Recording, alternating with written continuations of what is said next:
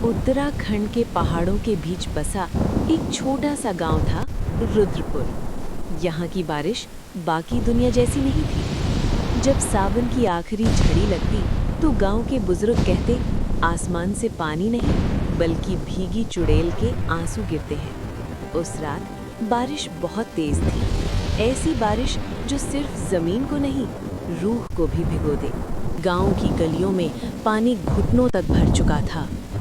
चारों तरफ सिर्फ बारिश की आवाज और बीच बीच में कौवों की भयानक आवाजें सुनाई देती। नंदिनी अपनी नानी के घर आई हुई थी। नानी बगल के कमरे में सो रही थीं। बड़ा भाई शहर में था। नंदिनी खिड़की के पास खड़ी थी। नींद उसकी आंखों से कोसों दूर थी। तभी मुख्य दरवाजे पर कोई जोर जोर से खटखटाने लगा। कौन है इस वक्त? बोलो। कोई जवाब नहीं आया। फिर से वही खटखटाहट, इस बार और भी जोर से। नंदिनी ने कांपते हाथों से खिड़की से बाहर झांका। अंधेरे में कुछ साफ नहीं दिखा, बस बारिश की लकीरें। तभी बिजली चमकी और उसने देखा, दरवाजे के सामने एक औरत खड़ी थी।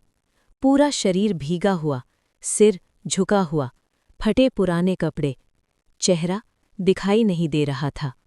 कौन हो तुम? क्या चाहिए?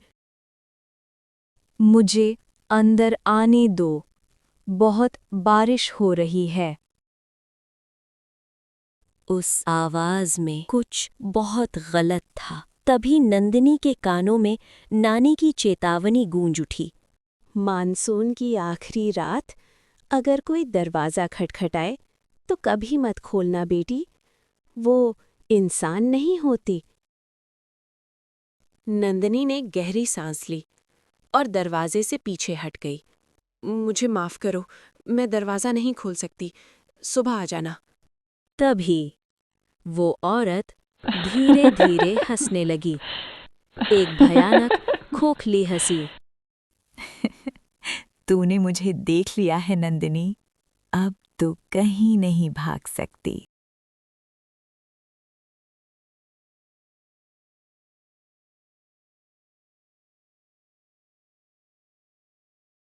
नंदिनी को ऐसा लगा कि खून ही जम गया।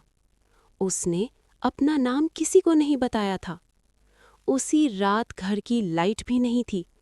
अचानक वो औरत नंदिनी के शरीर में घुस गई।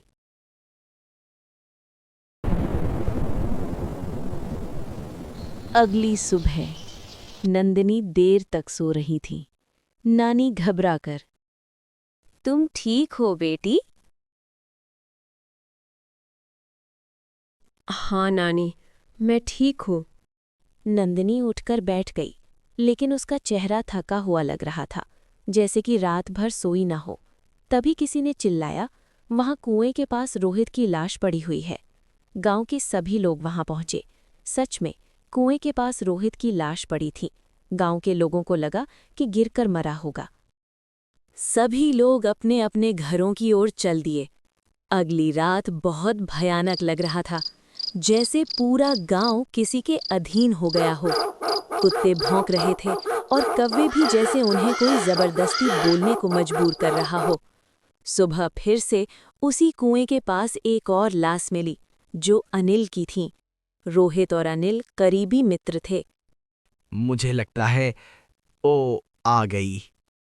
कौन काका? वही कविता जिसे एक रात गांव के हफ्शी जमींदार ने उस पर बुरी नजर डाली थी। उससे शादी करने के लिए अपने घर बुलाया था। उसने मना किया तो उन्होंने उसकी इज्जत लूटने की कोशिश की। कविता भागकर गांव वालों के पास गई, मदद मांगी, लेकिन किसी ने नहीं सुनी। जमींदार के खिलाफ कौन बोलता? उस रात कविता ने एक बात कही थी, अगर मुझे कुछ हुआ तो उसका जिम्मेदार पूरा गांव होगा। जिस रात बरसात अपनी आखिरी सांस लेगी, उसी रात मैं भी लौटूंगी। बरसात की उस रात कविता ने कुएं में छलांग लगा दी। इसका मतलब वो बरसात वाले रात को ही आई है। हाँ बेटा, वो उसी रात किसी को अपने वश में की होगी। गांव के लोगों ने मिलकर निर्णय लिया कि आज रात को सभी लोग अपने अपने घर के आसपास पहरे देंगे। तभी पता लगेगा कि कविता अभी किसके अंदर छुपी हुई है। सभी इस बात से सहमत थे। रात फिर से आई। करीब 1 बज रहे थे। नंदिनी अपने घर से बाहर निकली, अपने शिकार के तलाश में। नंदिनी कुएं की ओर जा रही थी। गांव वाले उसका पीछा कर रहे थे। धीरे धीरे वो कुएं के पास पहुंची और चीख चीख कर रोने लगी, जैसे किसी चीज के लिए वर्षों से तड़प रही हो। उसकी चीख पूरे गांव में गूंज रही थी। उसकी चीख पूरा गांव सुन रहा था, लेकिन कोई बाहर नहीं आया। सुबह जैसे ही हुआ, गांव वाले नंदिनी के घर के बाहर आ गए।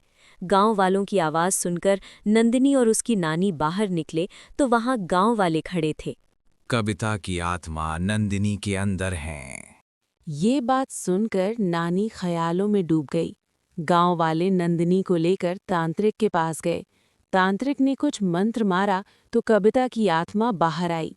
सभी लोग उससे माफी मांगी तो कविता की आत्मा को शांति मिली। उसके बाद वो हमेशा के लिए चली गई।